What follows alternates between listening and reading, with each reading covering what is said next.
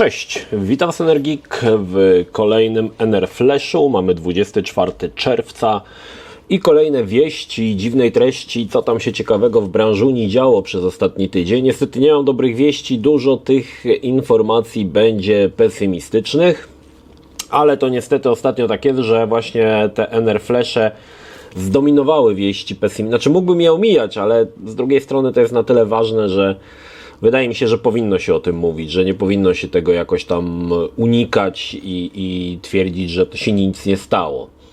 Nie będę mówił nic o meczu z Polska-Austria, bo nie widziałem, żeby nie dorzucać kolejnej negatywnej wieści.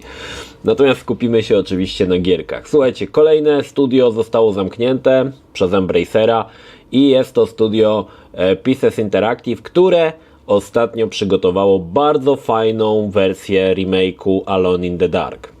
Gra była naprawdę w porządku, spodobała się krytykom, podobała się graczom, ale nie sprzedała się tak na tyle, na ile zakładano. No i oczywiście za karę studio zamknęli. Zastanawiam się, jaki jest sposób myślenia Embracera, bo to też nie jest tak, że to jest ich wina, że to się nie sprzedało. Gra była dobra, wszystko wskazywało na to. Zerknijmy, tak, bo nie bądźmy gołosłowni, zerknijmy na Metacritics, jak to w ogóle wyglądało, żeby was nie skłamać.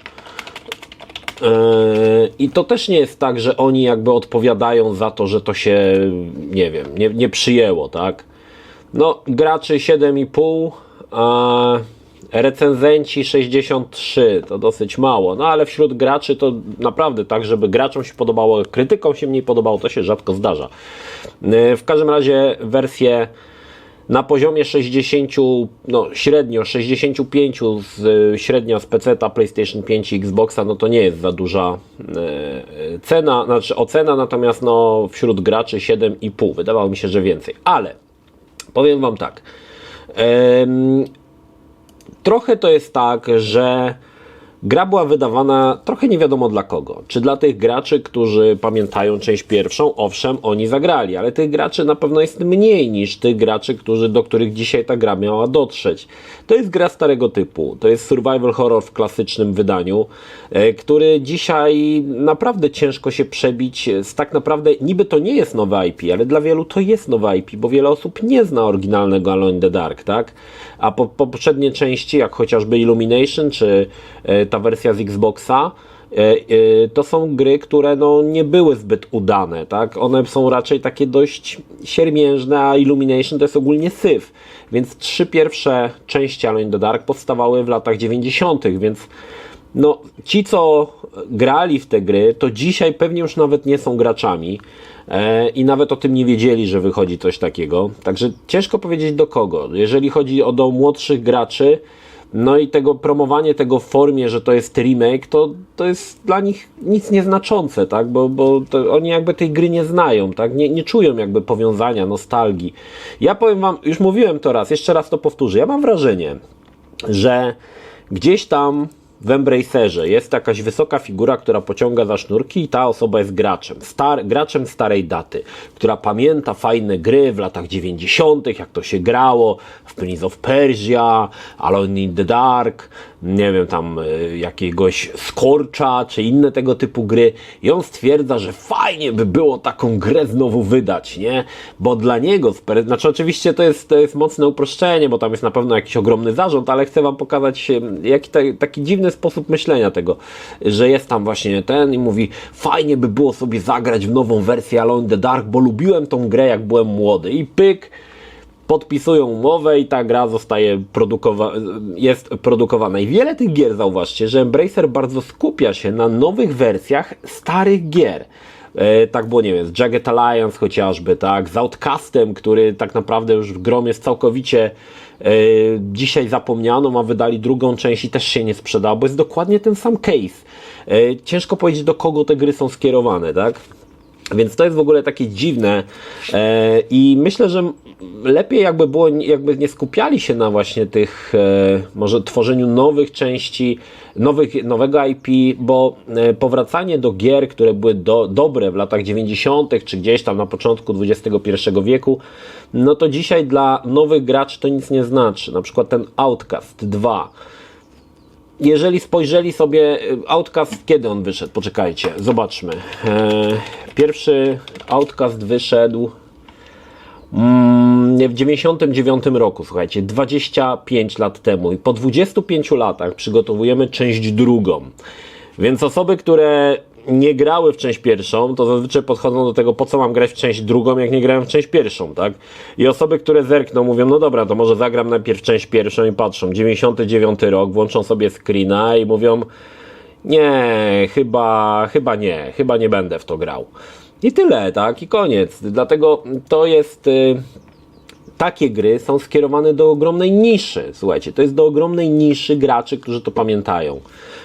I zakładanie, że Pieces Interactive, wypuszczając Alone in the Dark, sprzeda kilkadziesiąt milionów tej gry, no tak się nie stanie, bo gracze, którzy pamiętają Alone in the Dark i którzy chcą zagrać w kolejną część, to jest nisza, to jest nisza. Masakra, nie? No ale tych informacji niestety negatywnych będzie troszkę więcej. Ubisoft zapowiedziało, że w Assassin's Creed Shadows zrezygnujemy z ukrywania się tak zwanego socjalnego, czyli social stealth, czyli wśród tłumu ludzi. Oczywiście to dotyczy tylko Yasuke. No, ma to sens, bo powiedzmy sobie szczerze, czarnoskóry samuraj, który ma 1,90 m, czy tam nie wiem ile ma wysokości, wśród niskich Japończyków białych, czy tam, to tak średnio by chyba się to sprawdzało, takie by było to po prostu takie śmieszne i żenujące, dlatego tutaj no zrezygnowali z tego, tak, że to się raczej nie pojawi w tym. Natomiast Yasuke, znaczy ta druga, Naoe, ma tą formę chyba mieć nadal chowania się. No i oczywiście to jest jakby znaczy nie wiem czy właśnie, bo czekajcie, klasyczny nie pojawi się, aha, chyba też nie będzie, tak? No nie wiem. Aha, będzie to różnica, czyli ta Naoe ma mieć ten model chowania. No ma to sens, tak? Wielu się śmiało z tego, że nie, że Yasuke będzie samurajem. Wiem, że mówię cały czas samurajem i wiem, że to nie był samuraj, bo cały czas mi powtarzacie, ale ja już używam nomenklatury jakby tutaj Ubisoftu, tak? Oni twierdzą, że był samurajem, więc ja mówię, że samuraj, tak? Bo łatwiej się wypowiada samuraj niż nie samuraj, czy osoba, która nie była samurajem Yasuke. Rozumiecie, o co chodzi. W każdym razie, no zobaczymy. Ja już od razu się nastawiłem że jak będę grał w Shadows, będę grał tą dziewczyną. Już jakby nie ma możliwości zmiany, tak? Bo jednak ten system, nawet teraz kolejna cegiełka, ten system skradania jest dla mnie dosyć istotny, szczerze mówiąc, w Assassin's Creed. Wolę właśnie taki klasyczny Assassin's Creed, gdzie działamy po cichu, natomiast Yasuke jest trochę taką postacią trochę nie wiadomo w ogóle, to już pomijając to, że on jest czarnoskórym samurajem, już nawet to jest to postać, która trochę mi nie pasuje do serii Assassin's Creed. Ogólnie jako postać, która nie będzie miała możliwości działania po cichu, tak, w ukryciu, czyli cała to credo tych asasynów jest tutaj, wydaje mi się, zaburzone, tak mi się przynajmniej wydaje. Tak, były gry, które odchodziły od całej mitologii, mogę powiedzieć, Assassin's Creed, jak na przykład Black Flag, czy chociażby Valhalla, gdzie te systemy były skradankowe, ale samego Assassina było w tym mało, ale gra się i tak jakby sprawdzała. Natomiast tutaj ta postać Yasuke zupełnie jakby nie pasuje mi całościowo do samej serii, do całej serii Assassin's Creed. No zobaczymy, no tak jak mówię, nie za bardzo mnie to interesuje i raczej już się nastawiłem, że będę grał tą dziewczyną, bo ona wygląda o wiele bardziej dla mnie tak Assassin's Creedowo, że tak powiem, może tak bym to nazwał. Odbyło się kolejne Nintendo Direct. Obiecałem wam, że będę streamował, ale o tym oczywiście zapomniałem. Jak wy mi nie przypomnicie, to ja sobie sam nie przypomnę, bo ja nie ustawiam sobie tego w kajeciku i potem mi to gdzieś umyka i potem jest taka słaba opcja, nie? Ale niewiele nas tam ominęło tak naprawdę. Chyba największą informacją, najciekawszą informacją było zaprezentowanie nowego Metroid Prime'a, czyli 4. części. Powiem Wam, grałem w Metroid Prime'a ostatnio, no kilka lat temu na Wii w pierwszą część, muszę w ogóle w dwójkę zagrać. Powiem Wam, że dla wielu Metroid Prime jest jedną z najlepszych gier FPS, jaka wyszła. I to, słuchajcie, pokazuje też, jest to odzwierciedlenie w Metacritics, chyba że coś się zmieniło, ale nie, chyba, zaraz zobaczymy. Zobaczmy. Gry oryginalnie pojawiły się na GameCube, natomiast ja grałem w tę wersję z Nintendo Wii. A, jeszcze były na Switchu. No tak, to na Switchu chyba mam tą część też. Nie, nawet nie pamiętam. No, słuchajcie, wersja na GameCube'a ma na Metacritics ocenę 97. 97. Niewiele jest gier, które mogą się liczyć z taką oceną 97. Także naprawdę jest to tytuł, który wielu uważa, że jest to absolutne mistrzostwo, jeżeli chodzi o grę FPS-ową. Ja grając tą wersję na Wii stwierdzam jedno. Gra jest bardzo trudna. Bardzo często nie wiedziałem do końca, co tam mam robić i gdzie iść i co zrobić, bo gra jest ogromna. W zasadzie jest to zbudowane na zasadzie Metroidvanii. No tak, Metroidvanii, nie? Że otwierają się coraz to nowe rejony, gdzie można iść i ta gra jest bardzo długa. Jak na FPS-a to jest koszmarnie długa.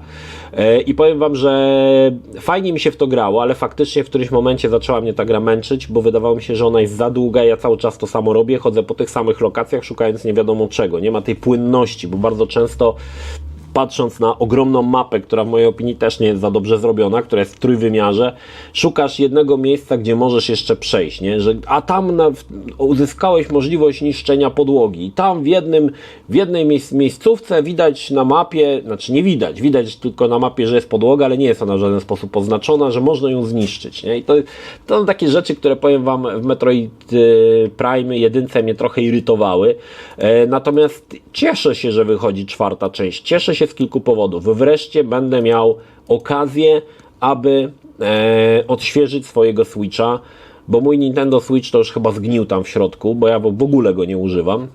I powiem Wam tak, kupiłem jeszcze jedną fajną grę na Switcha. Wiem, że to nie jest jakiś tytuł, który specjalnie, myślę, dzisiaj zachwyca, ale jest to Luigi Mansion 2, którego nie miałem okazji zagrać. To jest wersja HD, ona się pojawiła oryginalnie chyba na Game Boyu chyba, albo nie na Game Boyu, na Nintendo DS się pojawiło. I w tą po prostu część nie grałem, więc cieszę się, że będę mógł sobie zagrać to na Switchu i tak, tą grę już kupiłem, na pewno recenzja będzie, kupiłem sobie, bo bardzo mi się podobała 1. i 3. część, więc myślę, że 2 również będzie spoko. No i Metroid Prime 4 to kolejny tytuł, który chętnie kupię sobie na tego Switcha i sobie w niego pogram, bo no lubię, podobał mi się ten pierwszy Metroid Prime. Mam nadzieję, że 4. część, jest jeszcze 3, no właśnie, jest jeszcze 3, to się nazywa albo Corruption, chyba Corruption. Podobno ta 3 nie była za dobra, nie grałem w nią, aczkolwiek mam ją, muszę ją sprawdzić w każdym razie. No zobaczymy. Metroid Prime, tytuł, który wydaje mi się wart sprawdzenia, przynajmniej z mojej perspektywy fajna gierka, warto w nią zagrać. Kolejna smutna wiadomość to to, że Techland zwolnił kilka osób. Nie są to jakieś tam wielkie zwolnienia, ale kilka osób pożegnało się z pracą w Techlandzie. Gdzieś czytałem taki fajny artykuł, że firmy, które produkują jedną dużą grę na kilka lat, tak jak na przykład Techland, który produkuje tego Dying Light i on wychodzi raz na kilka lat, czy na przykład CD Projekt, to jest właśnie problem, że powinni pomiędzy tymi dużymi grami wydawać mniejsze gry, które pozwolą mi przetrwać. CD Projekt po części tak zrobił, bo wypuścił tego Gwinta, trochę pozwoliło mu to przetrwać ten czas pomiędzy dużymi tytułami. I właśnie problem jest taki, że nawet turbo dobra gra, jeżeli jest duża i nie jest grą usługą, no to bardzo ciężko cały czas podtrzymać zainteresowanie tym tytułem. Techland troszkę podchodzi do tego inaczej, bo wypuszcza jakieś cały czas dodatki, DLC-ki, coś tam cały czas się pojawia, żeby to zainteresowanie Dying Light 2 podtrzymać, ale trzeba się z tym też tutaj w jakiś sposób liczyć, że to zainteresowanie będzie spadało, tak? Nawet pomimo wydania kolejnych nowych dodatków, to zainteresowanie będzie niestety spadało. Także tu jest właśnie ten problem. No i oczywiście jednym z tych jest po prostu, ale jakby na przykład Techland teraz, powiedzmy, mają tam w założeniach, że pracują nad kolejną dużą grą, niech to będzie, nie wiem, Dying Light 3, to mogliby na przykład pomiędzy wypuścić nowego Call of Juarez albo Chroma, nie pogniewałbym się, jakby pojawił, albo nawet remake Chroma pierwszego chętnie bym zagrał, remake pierwszego Call of Juarez również bym się nie pogniewał, gdyby się pojawił. Nie jest to dużo roboty, mam nadzieję, że ktoś z Techlandu ogląda i podrzuci ten pomysł tam wyżej i to się stanie. Bo słuchajcie, Call of Juarez, jedna z najfajniejszych gier o kowbojach zaraz po Red Dead Redemption od Rocksteady, także zaczyna się borowanko, nie wiem czy słyszycie, ale u mnie jest tam gdzieś za ścianą ciężki remont.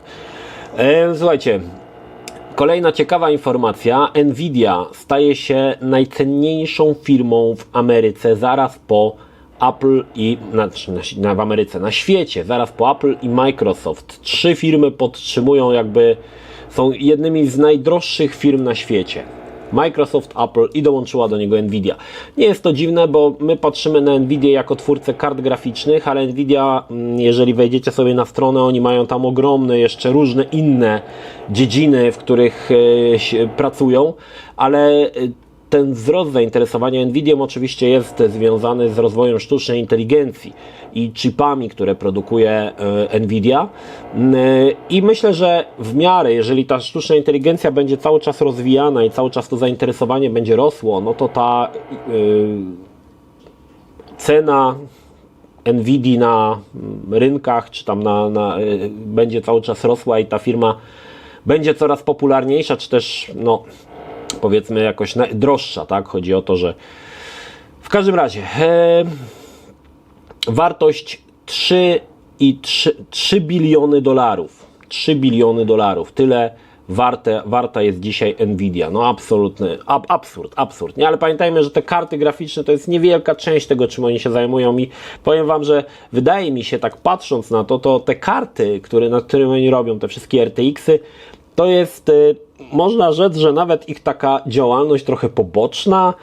Ja mam czasami wrażenie, że oni to robią dla fanu, że mogliby tego nie robić, bo oni zajmują się zupełnie innymi rzeczami, o wiele bardziej złożonymi, a te karty to oni sobie tak tam z łaski na uciechę wyrzucają, żeby sobie gracze pograli. Naprawdę mam takie wrażenie, bo jak się spojrzy na to, nad czym Nvidia pracuje, nawet na ich stronie, to widać, jak ogromne obszary oni tutaj, w wielu obszarach oni pracują, głównie też właśnie teraz z rozwojem sztucznej inteligencji. Zresztą Jensen Huang powiedział, że przyszłością jest właśnie sztuczna inteligencja i Nvidia zamierza się skupiać na rozwoju tej sztucznej inteligencji. Między innymi dlatego mamy frame generating w kartach ostatnich w serii 4000 i chyba 4000. Właśnie też to bazuje na sztucznej inteligencji. Podejrzewam, że w serii 5000 ta sztuczna inteligencja będzie znowu kilka kroków dalej przesunięta, więc będą nowe elementy, które będą związane ze sztuczną inteligencją, ale będą sprawiały, że gry będą działały płynniej. Premiera Shadow of R3, czyli dodatku do Elden Ring na całym świecie, na całym świecie. Bardzo dobrze się przyjęła. Według Metacritics, już patrzę. Według Metacritics ocena 95, to jest bardzo wysoka ocena, według graczy 8,3. Mieliśmy okazję być z Bartem na evencie stworzonym, na evencie Cenegi związanego z dodatkiem Elden Ring można było wygrać oryginalny hełm naturalnej wielkości. Bart zajął 5. miejsce, ja nie brałem udziału z wiadomych względów, ale Bart zajął 5. miejsce, a miał szansę na pierwsze i mógł wygrać ten hełm. Mówiłem o tym na streamie, trzeba było przez 15 minut, były 2 podejścia, przez 15 minut trzeba było zdobyć jak najwięcej dusz, grając na dodatku. W każdym razie, Recenzję Shadow of Erdtree możecie obejrzeć u mnie na kanale, którą wykonał Bart. Jeżeli szukacie rzetelnej recenzji, to na pewno Bart jest osobą, której można zaufać, bo jest on wielkim fanem Souls-like'ów. No i na pewno osoby, które siedzą w tym, to na pewno więcej wyciągną informacji. Ja tam oglądałem tą recenzję i nie wiedziałem, o czym on gada, ale osoby, które się tym interesują, na pewno znajdą te informacje, których potrzebują. Pokazano nadchodzący, właściwie gameplay z nadchodzącego Space Marine 2. Premiera jest 9 września. Powiem wam, fajnie to wygląda.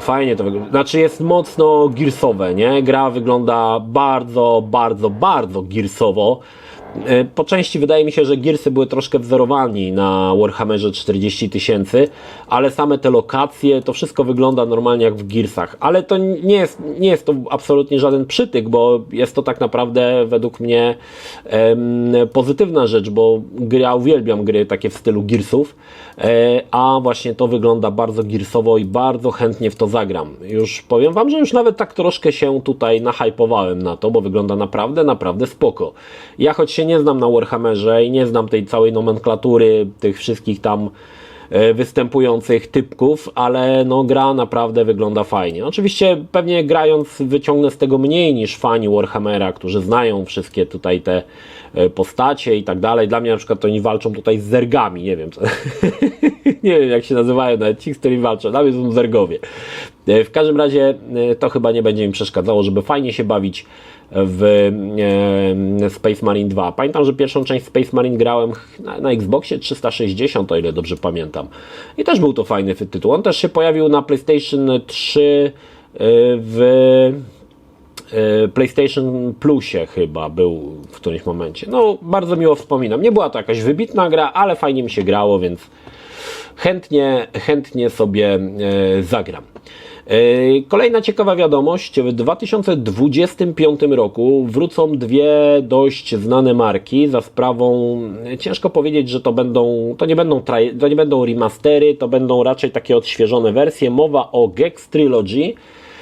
To akurat mnie mniej. Przypominam, że Gex zadebiutował na konsoli 3DO, no i potem zdobył popularność dzięki wersji na PlayStation 1. Pojawiło się 3 części z tych, które pamiętam. Trzecia część była już w pełnym 3D i ona za bardzo się nie spodobała i to raczej wyglądało dosyć słabo, ale natomiast te dwa pierwsze Gexy spoko. Akurat Gex to mnie tak średnio. Drugą ciekawszą informacją będzie odświeżenie, tak to nazwijmy, Fear Effect. Jak wiecie, Fear Effect pojawiło się u mnie na kanale obydwie części. Bardzo fajna gra, bardzo specyficzna, ale mi się podobało. Mi się bardzo podobało. Bardzo fajna tam oprawa wypadła na tym. Odświeżeniem zajmie się firma Limited Run, co pozwala przypuszczać, że ceny za te gry nie będą niskie i pewnie pojawi się jakaś edycja kolekcjonerska za 1000 cebulionów albo i więcej, gdzie będą jakieś cuda niewidy, natomiast no, zajęli się przywróceniem tych dwóch marek. Nie sądzę, że będzie to jakoś specjalnie zdobędzie jakąś wielką popularność. Bardziej bym się spodziewał, że raczej ten Gex zdobędzie większą popularność niż Fear Effect, no ale zobaczymy. Jeżeli będzie cena w jakichś tam rozsądnych widełkach, to zamierzam sobie Fear Effecta sprawić, bo bardzo lubię tą grę. Pojawi się ona na PC, PlayStation 4, PlayStation 5 i Nintendo Switch. Limited Run zawsze ma taką politykę, że jeżeli gra jest na kilku platformach, to jest kilka wersji kolekcjonerskich i one się różnią w zasadzie tylko i wyłącznie pudełkiem, tak? Czyli oznaczeniem, na jaką są konsole, a sama zawartość jest zawsze taka sama. Nieciekawa sprawa, słuchajcie, wynikła tutaj z naszego polskiego studia, które ciężko powiedzieć, że wymagało. No, chodzi oczywiście o Spectrum Studios i całą taką mini aferkę, gdzie na LinkedInie, gdzie zamieszczona była oferta pracy, pan Jacek Piórkowski, CEO tej firmy, powiedział, że wymagamy chodzenia do sauny w ramach poznania środowiska i researchu, plus przy okazji na wyjazdach saunowych robimy spotkania firmowe. Powiem wam tak, to jest takie nie? Ale jak sobie pomyślisz, że w takiej firmie pracuje twoja dziewczyna, żona, córka, matka, to już takie nie jest, nie? Że musi chodzić do sauny z jakimiś typami i siedzieć w saunie, nie? No cała sprawa jakoś tam się odbiła mocno na Twitterku. Podejrzewam, że wielu z Was raczej tego nie śledziło, ale no jest to słabe, nie? Jest to słabe. Rozumiem, że gra jest powiązana z jakąś tam sauną, ale no nie. No jest takie trochę, znaczy nie mogę powiedzieć, że no obrzydliwe, tak? Ja tak sobie pomyślał, że moja na przykład żona, nie? Idzie do takiej firmy i musi do sauny z jakimś typem chodzi, nie wiem, czy na nago i tam chodzą, ciężko powiedzieć, nie? No ale to tak myślisz, nie? What the fuck, nie? I to jest w ogóle, no mega słabe. Więc dobrze, że zostało to nagłośnione, bo no jest to rzecz, która według mnie no jest taka niesmaczna trochę, nie? Takie jest to słabe, nie? I powiem Wam, że no czuję się taki trochę, czuję taki cringe, jak czytam to, bo to ogłoszenie znajdziecie na internecie, jest ono gdzieś tam na internecie, cała ta. Słuchajcie, jak mówią, przeczytam Wam jeszcze fragment tego ogłoszenia. Jak mówią zasady poprawnego saunowania, w suchej ręcznik lub nago, w bani i parowej tylko nago. Rozumiecie? Czyli po prostu pan Jacek Piórkowski chciałby młode dziewczyny zatrudniać do swojej firmy, które chodziłyby z nim nago do sauny. Świetnie. No. Przypominam, że jest to Spectrum Studios, jakbyście chcieli kupić ich grę. No słabe w opór. No i ostatnią znowu negatywną wiadomością i akurat tutaj troszkę jest to smutek. Sony ogranicza finansowanie gier na PlayStation VR 2 i można z tego wyczytać pomiędzy wierszami, że po prostu wycofuje się powoli z rynku VR. Dlatego pojawia się ta wtyczka, dzięki którym hełm będzie można podłączyć do PC-ta, bo po prostu no, jest sprzęt, coś tam można z nim zrobić, ale powoli troszkę tak rakiem wycofują się z tego rynku, bo widzą, że chyba ten VR nie pyknął tak jak miał pyknąć i hełmów nie sprzedało się na tyle, żeby on mógł na siebie zarabiać. Może inaczej, hełmów nie sprzedało się na tyle, żeby gry, które wychodzą na hełm VR, mogły na siebie zarobić. Zwłaszcza, że no, oczekujemy coraz lepszych tych tytułów, co pokazał chociażby Horizon ostatni na VR, Call of the Mountain, czy tam na przykład gry od Capcomu, Resident Evil 4 i 8. Więc wiadomo, że oczekujemy tego typu gier, a wszystko co będzie poniżej, no to będzie takie dosyć słabe, nie? I no według mnie jest to chyba jedyne rozsądne rozwiązanie, jakie Sony podjęło, czyli po prostu wyrzucenie tego hełmu na rynek PC-towy i niech się dzieje co chce, niech się dzieje wola boska. Natomiast nie sądzę, że PSVR 3 kiedykolwiek się pojawi. Popularność hełmów nie będzie tak, że to nagle eksploduje i nagle wszyscy się rzucą na VR. Tak jak mówiłem, VR chociaż ma swój rynek, to jest on taki rynkiem troszkę pobocznym. Jest grupa fanów, grupa osób, które się tym mega jarają, mega interesują i to sobie tam gdzieś faktycznie istnieje. Natomiast wiem, że ci ludzie bardzo często próbują promować, żeby rozwinąć ten rynek VR-owy, tak, żeby on się jakoś tam podniósł, jakoś był bardziej popularny, ale to chyba tak nie za bardzo idzie i nadal ten opór przed założeniem garnka na głowę jest wśród graczy dosyć spory i no cóż, no Sony podjęło decyzję jaką podjęło, natomiast no to tylko świadczy o tym, że nie doczekamy się już żadnej dużej gry na PlayStation VR i raczej możemy tylko takie troszkę okrawki dostawać, ewentualnie grać w gry, które pojawią się na PC-cie. Co tak naprawdę jest fajnym pomysłem, bo tam jest mnóstwo tytułów, które warto zagrać, nie? Które naprawdę są rewelacyjnymi grami, nie wiem, na przykład Half-Life Alyx, nie? No jakby dało się w to grać, kurde, no to super sprawa, nie? No zobaczymy, jak to dalej będzie się rozwijało. Ja tej przejściówki jeszcze nie planowałem, nie wiem, kiedy się ma ona pojawić, ale jak się tylko pojawi, postaram się ją kupić i zobaczymy, jak to będzie działało. No, w każdym razie zobaczymy, jak to będzie. W każdym razie tak mi się wydaje, że VR dla Sony nie przyniósł spodziewanych zysków i nawet w czasie tego boomu to i tak wydaje mi się, że ta sprzedaż tych hełmów nie stała na takim poziomie, który by pozwolił jakoś funkcjonować całemu temu departamentowi, który obsługuje te gry VR na PlayStation VR 2 czy 1. No nic, zobaczymy, co przyniosą kolejne miesiące, lata. Dobra, co nowego u mnie? U mnie nic nowego, kupiłem sobie nowy gimbal, jeżeli Was interesuje. Wcześniej miałem Scorpa Mini, był spoko, ale tam był udźwig 1,5 kg i niestety to nie do końca działało. Teraz mam już Scorpa 2. Jeżeli kogoś to interesuje, do 2,5 kg i uważam, że jest o wiele lepszy ten gimbal niż ten Mini. Znaczy przede wszystkim dlatego, że jest bardziej stabilny, ale to taka informacja z dupy, trochę wyciągnięta. Co w tym tygodniu planuję? Słuchajcie. Prawdopodobnie w środę będzie recenzja Ready or Not. Troszkę mi z tą recenzją zajęło, ale to dlatego, że ja w nią grałem jak po prostu opętany, nie? Tak mnie to wciągnęło i trochę nawet po sieci sobie pograłem. Jest to duchowy spadkobierca SWAT. Bardzo, bardzo dobra gra. Dawno nie grałem w tak dobrego taktycznego shootera. Jest to wszystko to, czego oczekiwałem od nowej części SWAT-a. Naprawdę mega fajna gierka. Grałem w nią na PC-cie i w środę, ta recenzja tak naprawdę już jest wrzucona, bo ja już ją zrobiłem. Możliwe, że dzisiaj wrzucę ją dla patronów, a w środę będzie dostępna dla wszystkich. Także stay tuned. Co jeszcze? W sobotę... nie wiem co w sobotę. Nie mam pomysłu. Mam tego Silent Hilla. Coś tym Silent Hillem 2 chciałbym zrobić. I kończę jeszcze Shattered Memories na Wii, bo jest film na moim kanale, ale z wersji na PlayStation 2. Ta wersja na Wii jest faktycznie lepsza pod kątem oprawy. Może coś z tego Silent Hilla spróbuję tutaj wyrzeźbić. Jeszcze nie zdecydowałem, co bym chciał zrobić. Czy making of, czy raczej taki jakiś felieton w kwestii, czy remake jest potrzebny, coś takiego. Nie wiem jeszcze. Jeszcze się zastanawiam. Może połączę to wszystko w jedno i to będzie taki jakby większy materiał po prostu o Silent Hillu 2. Także coś takiego planuję, tak?